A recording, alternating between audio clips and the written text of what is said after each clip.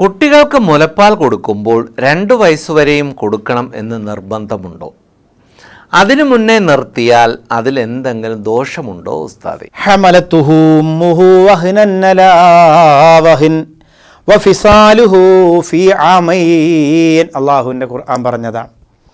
വഫിസാലുഹു ഫീ ആമൈൻ, മുലകുടി നിർത്തുന്നത് 2 വയസ്സ് വരെ എന്ന് ഖുർആൻ പറഞ്ഞു. വലിയ ശ്രേഷ്ഠതയാണത്. ഡോക്ടർമാരോട് നിങ്ങൾ ചോദിക്കുക. ഈ പ്രേം നസീറിൻ്റെ ഒക്കെ ഒരു ചരിത്രകഥ ഒരു പുസ്തകത്തിൽ ഇങ്ങനെ വന്നത് ഞാൻ ഓർത്തു പോകുന്നുണ്ട്, വായിച്ചത്.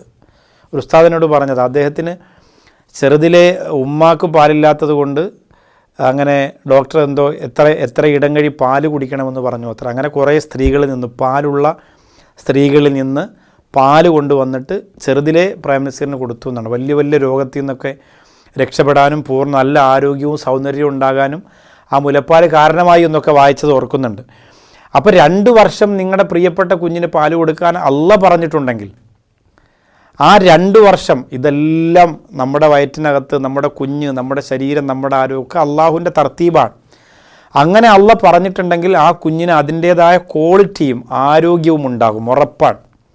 പക്ഷേ നമ്മൾ നമ്മുടെ സൗന്ദര്യവും നമ്മുടെ തിരക്കും ഒക്കെ മനസ്സിലാക്കിയിട്ട് നമ്മൾ കുറച്ച് കളയാണ് ചെയ്യുന്നത്.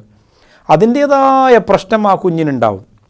അപ്പോൾ നിർബന്ധമാണെന്ന് ചോദിച്ചാൽ നിങ്ങൾ 2 മാസം കൊടുത്തിട്ട് നിർത്തിയാലും ഇസ്ലാമിൽ പ്രശ്നമൊന്നുമില്ല. ഇസ്ലാമികമായ രീതിയിൽ നിങ്ങളോട് നിർദ്ദേശിക്കുന്നത് 2 വർഷം കൊടുക്കാനാണ്. അതിൻ്റെ പ്രശ്നം നിങ്ങളുടെ കുഞ്ഞിനുണ്ടാവും.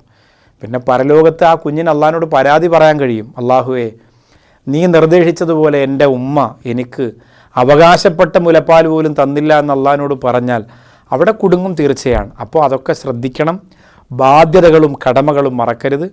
പരമാവധി 2 വയസ്സ് പൂർത്തിയാകുന്നതുവരെ മക്കൾക്ക് മുലപ്പാൽ കൊടുക്കുക. അള്ളാഹു അനുഗ്രഹിക്കട്ടെ.